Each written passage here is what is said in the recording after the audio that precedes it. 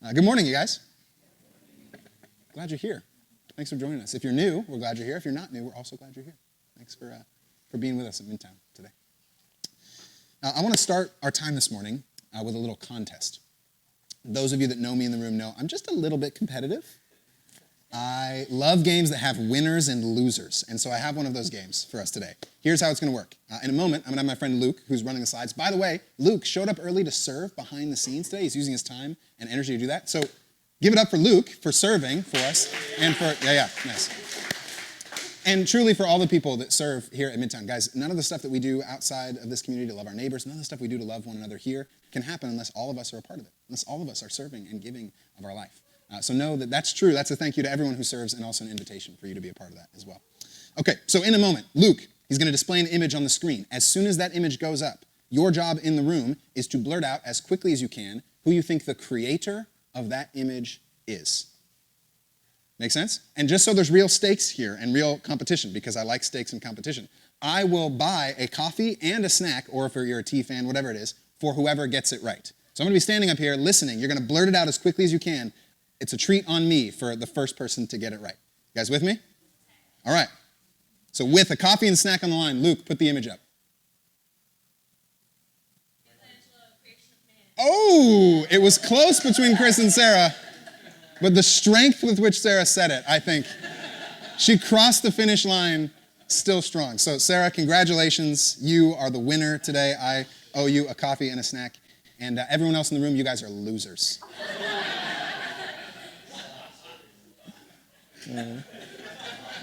I'm just kidding. You are beloved children of God, but you did lose in that game. You did lose. But I have a follow-up question, some redemption opportunity. No prize for this one, but you can flex your trivia knowledge here. Anyone know the name of this painting? Say it again. Close. The Creation of Adam. So you had it. You were on the right track. The Creation of Adam by Michelangelo. This has become known as one of the most famous paintings in Western history. It's inspired countless other works of art. In fact, the recent worldwide sensation, Barbie, we went and saw this a few weeks back. Barbie directly referenced this painting. There's a scene where Barbie reaches out to her creator as Adam is reaching out to God here. So this image, it has staying power for us, even in our billion-dollar movies today. But what many people don't know about the creation of Adam is that it's actually part of a much bigger canvas. It's not its own independent painting. It's a small fragment of a much more expansive work of art. And I've actually got the larger, more complete painting here. It's in Vatican City. It's become famous to many of us in the Sistine Chapel. Not the 16 Chapel, that's definitely what I thought as a kid, the Sistine, not 16. And this painting, it's a massive and intricate piece. It took Michelangelo over 4 years to finish this sucker. He was going at it. And the creation of Adam is right here. There's a little, you see a red arrow there. That's the creation of Adam. A tiny, tiny portion of a much larger painting.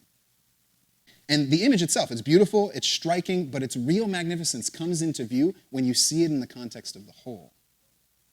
The creation of Adam is significant and important on its own precisely because it contributes to a grander and sweeping and marvelous tale that's being told across the whole ceiling. And I think that aspect of Michelangelo's work has something to teach us about our own lives today when it comes to significance and importance. See, we live in a world right now that is constantly striving after those sorts of things. We want our lives to matter deeply, to count in some way. There's a psychologist and philosopher, John Dewey, who put it this way. He said, the deepest urge in human nature is the desire to feel important. We all long for the years that we have, however many they might be, to matter. And every day, because of that desire in us, we are being told and sold messages of how we can make our life significant or important. For instance, we're sold the message that we can make our life significant and important by consuming the right things. Have you guys ever noticed that every advertisement you ever watch, every person in the ad looks like they're really significant and important? They're beautiful and striking. Maybe it's a celebrity who actually feels that way, but maybe it's just someone who's surrounded by friends and always smiling and seems to have their life together. Significance is coming to them because they're riding a Peloton or because they're using a certain laundry detergent, right? Like that's what the marketers are trying to get us to. You can be like this person, significant and important because of something you consume or buy. There's one company in particular that was actually really explicit about this with an ad campaign. They had a character that many of you have heard of. You guys remember this guy? The most interesting man in the world, yeah? They'd have this great narrator voice over the commercials. They'd say things like, He's the life of parties he's never attended.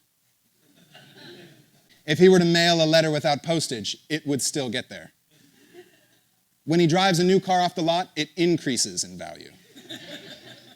He lives vicariously through himself. He is the most interesting man in the world. Do you guys remember those? And all of those lines would run. Oh, you don't remember that? Oh, Lauren, you need to go on YouTube and watch these. They're great. Great stuff.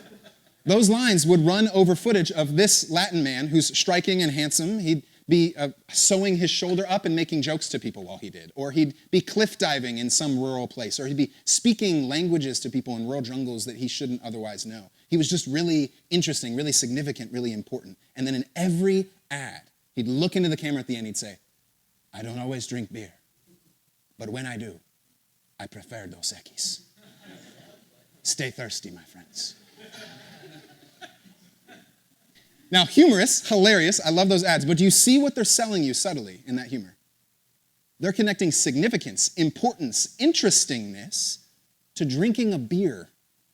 If you drink this beer, you'll become like this sort of person. We're sold that message.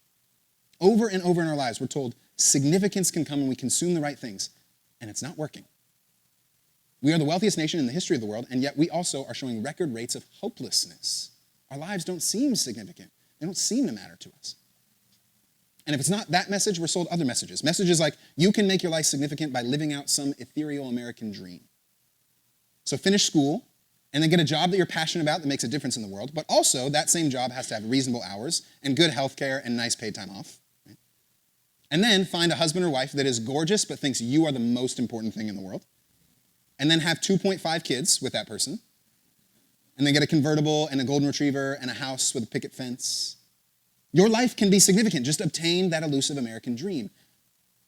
And it's not working either, friends. According to numerous recent studies, Americans who reach a level of wealth that is considered upper middle class, the American dream, those people suffer from depression and anxiety at significantly higher rates than the rest of the population. People who have gotten the American dream are getting there and saying, it's an illusion. It's not working. It's not giving me significance. And other messages keep coming to us. We're sold the message that you can make your life significant by becoming famous or popular or getting the right affirmation of the crowds or the person that you like. The internet, for many of us, has become a ticket to immortality. We post selfies, we write songs, we filter our world travels, we say something inspiring in a little quote that's often misattributed to Martin Luther King, but whatever. We post about our relationship, we chase after the love of a guy or girl. And we do all of that because we're injecting likes and shares and retweets into our veins because they make us feel significant.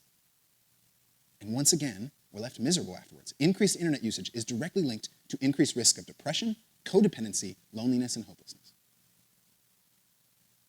Friends, the significance and importance that you're longing for, that we're all longing for, that's a good desire. It's a God-given desire. But we will never find significance by consuming more. We will never find significance by chasing down some ethereal American dream. We'll never find it through the affirmation of a person or the crowds. Our desire for significance will only ever be satiated when we see our life as it truthfully is, a sort of creation of Adam in a grand Sistine Chapel.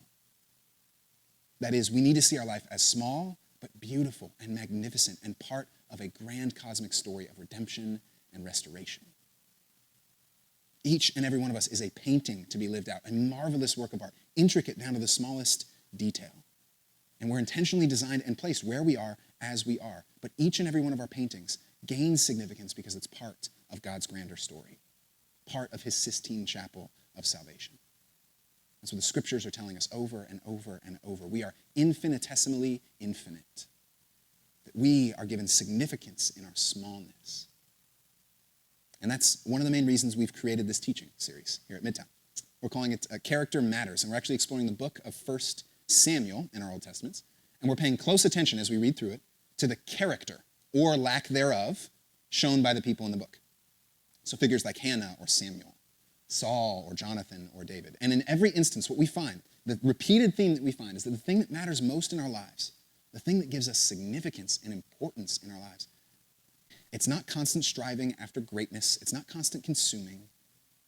It's commitment to deep, healthy character in the seemingly insignificant parts of our lives.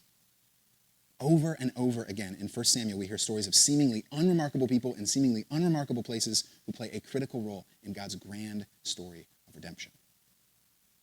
And today, we get to read about God's calling of a guy named Samuel. And when we meet Samuel in the story, he's a young boy.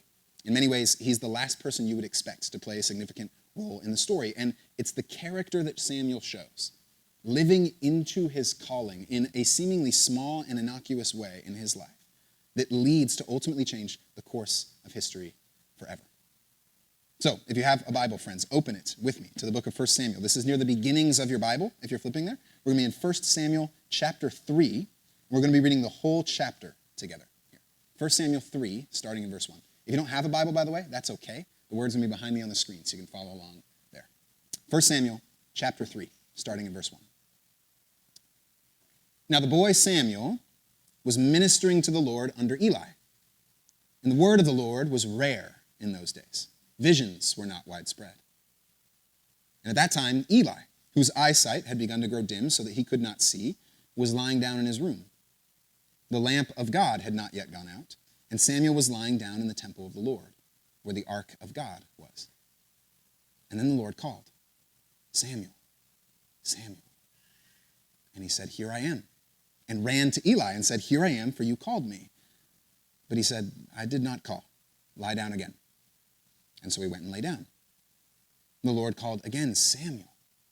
And Samuel got up and went to Eli and said, Here I am, for you called me. But he said, I did not call, my son. Lie down again. Now Samuel did not yet know the Lord, and the word of the Lord had not yet been revealed to him.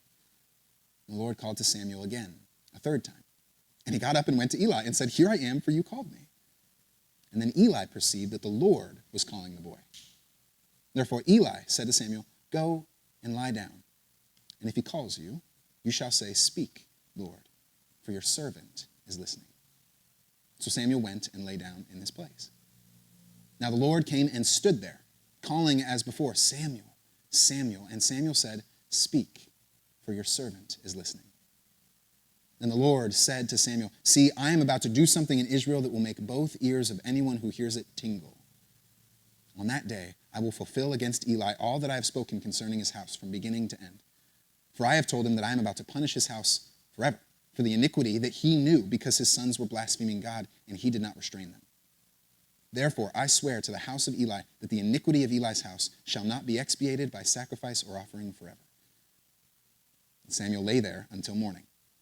And then he opened the doors of the house of the Lord. Samuel was afraid to tell the vision to Eli, but Eli called Samuel, said, Samuel, my son. He said, Here I am. Eli said, What was it that he told you? Do not hide it from me. May God do so to you and more also if you hide anything from me of all that he told you. So Samuel told him everything and hid nothing from him. Then he said, It is the Lord. Let him do what seems good to him. And as Samuel grew up, the Lord was with him and let none of his words fall to the ground. And all Israel from Dan to Beersheba knew that Samuel was a trustworthy prophet of the Lord. The Lord continued to appear at Shiloh, for the Lord revealed himself to Samuel at Shiloh by the word of the Lord. This is the word of the Lord. Thanks be to God. Friends, we arrive at 1 Samuel 3 here in an age of spiritual silence, at least perceived silence. The text explicitly says it early on. It says the word of the Lord was rare in those days. That is, the spiritual lives of the people of Israel, and particularly in this place called Shiloh, they felt dry and desolate. The evidence of God's presence, love and justice and mercy seemed absent entirely. Go read the book of Judges if you want to see what this looks like. It was brutal in that day. And the text actually tells us that the primary culprit for much of that religious darkness and silence is the religious leaders. The religious people are the problem with the religion. See, Eli, who was the priestly minister at the time, had two sons who served as priests in the religious institution. His sons' names were Hophni and Phinehas. And just a chapter before this, in chapter 2, the text gives us a really colorful word to describe them. Scoundrels. That's what it calls Hophni and Phinehas. Other English versions use words like wicked men, useless men, worthless men. So exactly the sort of character you want people to write about you in a book, right? Someday. And their vileness is made clear in a few different ways. First, Hophni and Phinehas were deeply greedy men. In the religious practice of that day, there were different sorts of offerings that people would bring to the temple, to the tabernacle. And sometimes those offerings had different purposes. Sometimes they were about expressing gratitude to God. Sometimes they were about forgiveness of sins. Sometimes they had to do with supporting the tabernacle and the priests. And sometimes these offerings were actually meant to be shared between the priests and the people. They were called fellowship offerings. And there were specific portions dedicated to the priests and to the people, and then to God. They had barbecues. That's what was happening. Everyone got their portion. It was fair.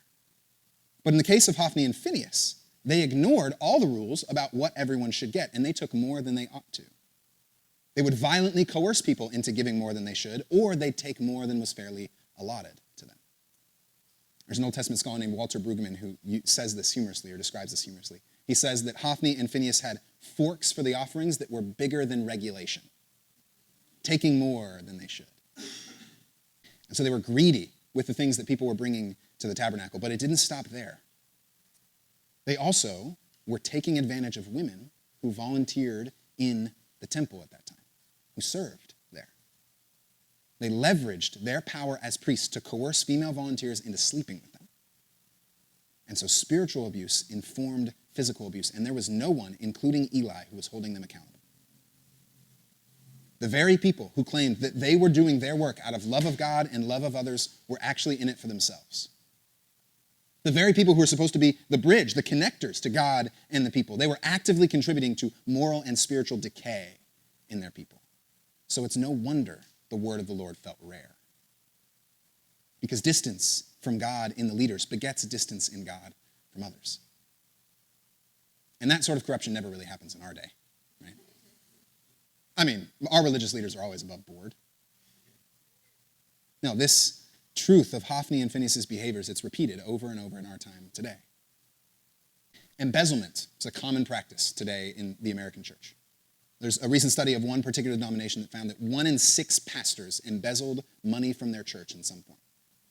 And those are the people that found out, right? There are many people hiding as well. And sometimes ministers can get creative with this. There's a story of one pastor who used $200,000 worth of offerings from the church to purchase more copies of a book he wrote so that it could get on the New York Times bestseller list. And he's still pastoring a church. And it seems like every year there's a new list of abuse scandals that have either been hidden or actively perpetuated by religious leaders. As it turns out, Hophni and Phinehas, this tension of religiosity becoming corrupt, was just repeated in our time. And they become so common that people who are outside the church often see corruption as synonymous with Christianity. That's how people see Christians. There's a guy named David Kinnaman who explored this reality in depth in a book he wrote called Unchristian.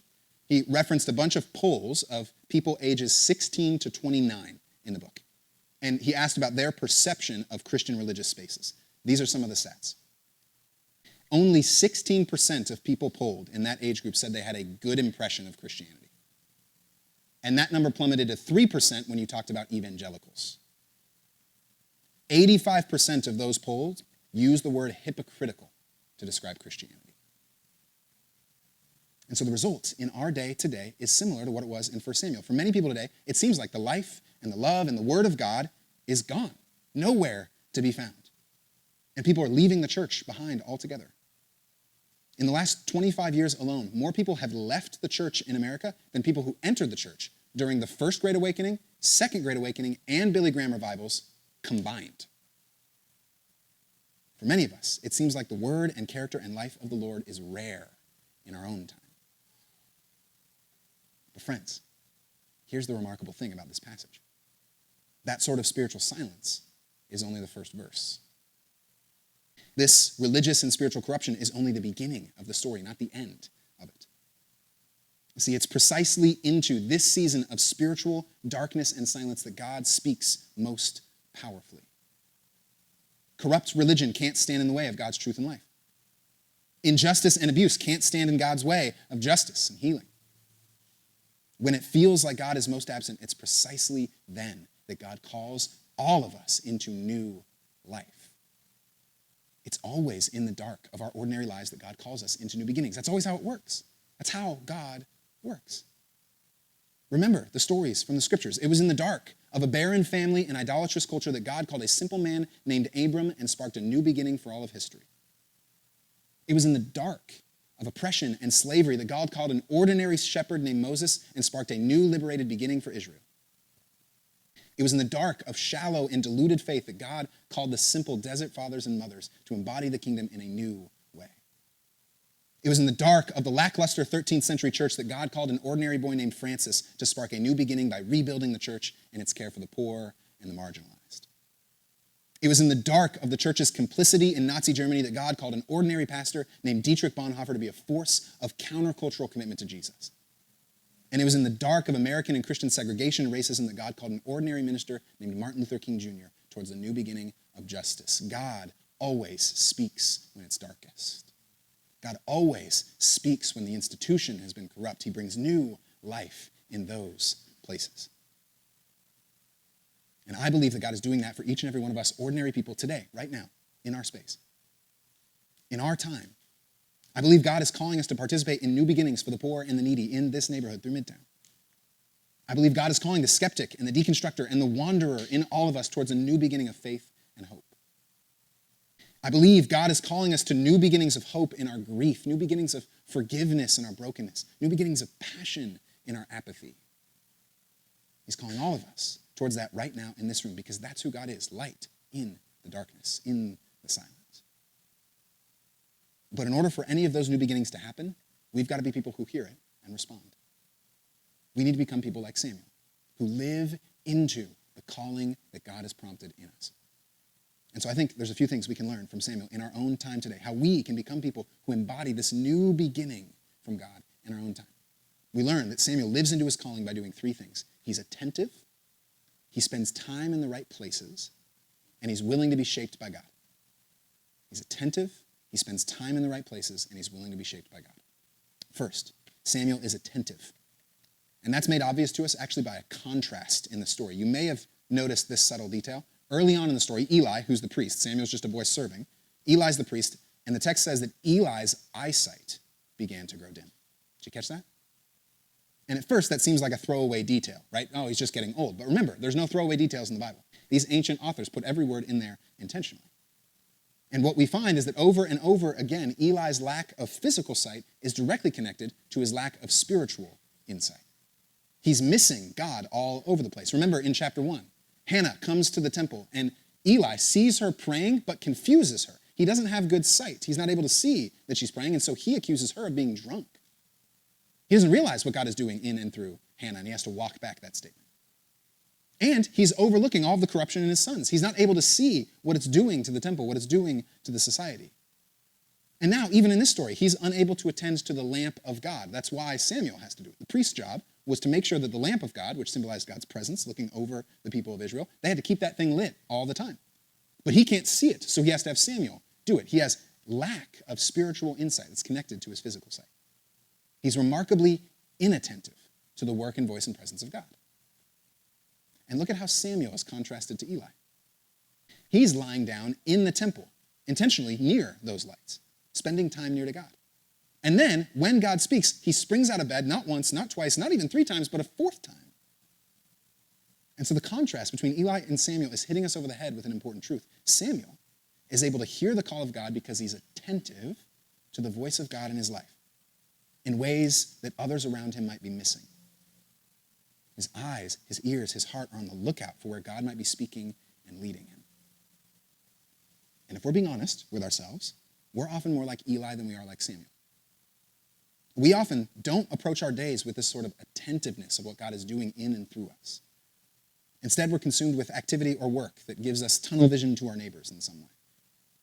Or we're distracted by the pull of our device. Or our mind is just constantly stewing over fear or anxiety about a problem in our day. We constantly fill our minds and hearts and bodies with busyness or anxiety or whatever else, and then our eyes become dim to what God is doing. So often we can feel like God is silent in our lives, but maybe it's not God who's inattentive to us. Maybe we become inattentive to God. There's a story that a pastor friend of mine tells that I think captures this well and humorously. He tells of a man who was having difficulty communicating with his wife. And so this man concluded that she was becoming hard of hearing. And so he decided to conduct a test without her knowing it. One evening, he sat in a chair on the far side of the room, and her back was to him so that she couldn't see him. And very quietly, he whispered, "Can you hear me?" No response. So he moved a little closer. He asked again, "Can you hear me now?" Still no reply. Quietly, he edged closer and whispered the same words, but still no answer. And finally, he moved in right behind her chair and said, "Can you hear me now?" And to his surprise and chagrin, she responded with irritation, for the fourth time, "Yes." Somebody else is hearing was failing. Friends, oftentimes it's not that God isn't calling. It's that we haven't genuinely devoted space to listen. I like how Oswald Chambers puts it in his devotional book, My Utmost for His Highest. He says, "Whether I hear God's call or not depends on the condition of my ears. And exactly what I hear depends on my spiritual attitude." And it's also worth noting in this passage, even when Samuel is attentive to God's call, it takes some time for things to become clear to him. Did you notice that? It wasn't instantaneous. He actually starts off confused about where this voice is coming from.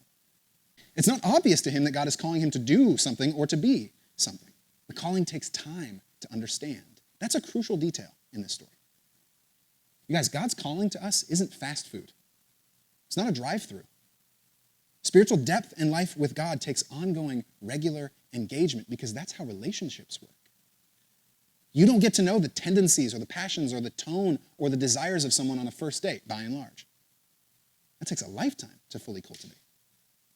I'm still figuring out my wife. My wife's still figuring out me. It takes time, investment over the long haul. See, the point of the story isn't that Samuel has some special ability. It's that he practices ongoing availability. Over and over again, he returns to being attentive to God, and over time, that leads him to more clarity. And that flies right in the face of much of our American Christian subculture. We live in a time of shortcut spirituality. We want one inspiring Bible verse, ideally one that we could write in some beautiful cursive font and hang up on our wall. Right? We want one piece of marital advice or one marital retreat that will solve our relationship. We want one inspiring or stirring sermon or song. And we approach church that way. Think about how we often evaluate our church experiences. There's two questions we often ask when we leave. Did I like the sermon? Did I like the music? That is, did I like the consumeristic production that gave me the shortcut spirituality I was looking for? Did I feel good because of what I heard there? Notice we don't necessarily ask questions like, is this community going to shape me in the long haul into someone who's attentive to God? Or is this community going to encourage and support me in a way that makes me consistently available to God? You guys, if we want to become people who experience a life of deep richness, a life that lives out the calling of God in our lives, it can only happen when we build intentional rhythms of being attentive to Him. We need times of listening prayer. We need regular time away from distractions and devices. We need regular time where our hearts and our minds can be shaped by who God is. So that's the first thing we learn from Samuel. He's attentive. But it doesn't stop there. We also learn that Samuel is spending time in the right places. Notice the text goes to great lengths to talk about his location throughout. He's in the temple. He's near the Ark of the Covenant, sign of God's commitment to the people. He's keeping the attention on the lampstand, this sign of God's presence near to him. Over and over again, the author is reminding us that Samuel is drawing near to reminders of God's character and faithfulness. He's immersing himself in the places and spaces where he can remember God, remember what God has done, remember what God is doing. And even more than that, he shows a willingness to trust in Eli. See, Eli is a really interesting character. He's compelling. He lacks much of the spiritual foresight he once had, but he still has wisdom. Eventually, he realizes, God's calling Samuel. And so he gives the instructions to Samuel. Even Eli, who's the one who's blind, he's done this long enough that his tradition, his experience can help Samuel. That's actually a really important tension in this story that Eli represents. On one hand, he's passive and a fading relic of hypocritical religion. But on another hand, he actually provides an insight that is born from tradition, born from experience. And Samuel doesn't get his call clearly unless he learns from that tradition and experience. So even though the story recognizes that tradition or community or experience can become corrupt, it also reminds us that they're essential to us. If we want to fully grasp who God is and who we are and what our calling is, we need those things. So in our lives today, as we seek to be more deep in our understanding of God's calling, we need to involve ourselves in the right spaces, spend time in the right places. We're not islands unto ourselves. We need the scriptures, we need a community, we need stories of what God has done in others' lives in the scriptures. And when we do that over and over in the long haul, and we're attentive to those sorts of stories in the right spaces, well, then we'll eventually find ourselves attuned to the calling of God. We need to become attentive, to spend time in the right spaces. And then also, finally, we need to become people who are willing to be shaped by God, not self-shaping. The phrase that Eli instructs Samuel to say in order to hear clearly is a compelling one, and one that I think we could get better at asking in our time. Speak, Lord, for your servant is listening. We live in a world that is constantly telling us to pave our own path, to chart our own way, to shape for ourselves who we are and what we'll become. We're self-determining people. And so often, when we're not careful, we treat calling in the same way. Calling is something that we self-define, like every other part of our American culture. There's a South Korean philosopher named Byung-Chul Han who wrote an entire book on how destructive this picture of self-made calling is. He referred to Americans as entrepreneurs of self. And he wrote that putting more and more pressure on the individual to be entirely self-defined will ultimately break them. And that's why we're seeing the decay of American society. He wrote it this way in his book, A Burnout Culture. He said, symptoms of depression and feelings of insecurity, inferiority, and fear of failure are the hallmarks of late modern society where people have become entrepreneurs of self. Being self-defining in our calling is not leading us to freedom, it's leading us to captivity. The picture of calling for the follower of God, as Samuel evidences here, is not being an entrepreneur of self. It is instead allowing God to define who we are. It's something that we come to discover from him, not self-determined. And that's based on one fundamental assumption. Our lives, friends, are inherently a response to God. We never make the first move. Samuel's life and calling are not his, at least not in the sense that he defines them and that it's God's job to fulfill what he wants. Instead, God's calling is something that he learns to receive and live into, which means he is willing to be shaped by God. He's not trying to coerce God into his picture of what he wants his life to look like. See, so often we enter into our picture of calling thinking that we have to, self-define it and that God should do what we want him to do to define our lives. We don't discover or receive it, we determine it. And it always starts, friends, real calling, not with self-determination, but with receiving and being willing to be shaped by God. And by the way, that doesn't mean that you aren't involved in any meaningful way. We are involved. Our context is involved, our personality is involved, our gifts are involved. But it starts with a posture of being shaped by God. And that also means that our personal feelings aren't always the best guides to understanding God's calling. In fact, oftentimes our calling leads us into stuff that doesn't feel very good. I mean, look at the message that Samuel has to give Eli. He stayed awake all night. He couldn't sleep. Why? Because this is a hard message. He didn't feel good about it. His feelings would not have led him to speak this. It was God's calling that did. Guys, God's call to us isn't to comfort or ease or feel-good therapeutic spirituality. God's call is to redemption and restoration. And in a broken world, that sometimes means really hard stuff that won't feel good. So often, I hear folks talk about a certain feeling of peace, a certain feeling that they experience. And that's how they dictate whether God is calling them to something or not. But that's not a great criteria for Samuel, and that's not a great criteria for calls all throughout the scriptures. Remember Moses when he was called by God. What was his response? Nah, you got the wrong guy. I'm out. Because that sounds really hard. Freeing people from oppression to the greatest empire in our time? Yeah, I'm out. Find somebody else. He didn't feel good about that. God called him even when his feelings didn't align. Take Jesus himself. In the Garden of Gethsemane, was he feeling great about his calling? No. It was hard. Because in a broken world, redemption and restoration cost something. There is tremendous life in God's calling. We see amazing things that Samuel does. But we also see that God is calling him into something that doesn't always feel good. Our feelings can be reliable at times, but they aren't the ultimate foundation upon which we understand God's call. We can't judge if God is calling us because of our emotions in a given moment. So in the story of Samuel, friends, we learn that we have to live into our calling by being attentive, by spending time in the right places, and by being willing to be shaped by God. And here's the kicker to Samuel's story. By living into his calling, in this little story in 1 Samuel 3, this ordinary young man ultimately ends up playing a key role in the anointing of King David. And King David ends up playing a key role in the life of another king, Jesus. David is the lineage of Jesus. We don't get the redemption and restoration of Jesus without David, and we don't get David without Samuel being faithful in this really small, ordinary space. We don't get the Sistine Chapel without the creation of Adam. See, when we become people of character who live into God's calling, who say, speak for your servant is listening, what we find is that our small and beautiful and magnificent lives become a part of a grander story than we ever could have brought on our own. That's the radical paradox of Christianity, that ordinary people, ordinary circumstances become extraordinary contributions to God's healing in life. And so at Midtown, this week and moving forward, let's live into our calling. Let's become people, starting today, who are attentive to what God is doing in and around us. Let's become people who spend time in the right places, who listen well to our tradition and to one another, to the scriptures. And let's become people who are willing to be shaped by God, because when we do that, it will transform the world. As St. Catherine of Siena put it, when we are who we're called to be, we will set the world ablaze.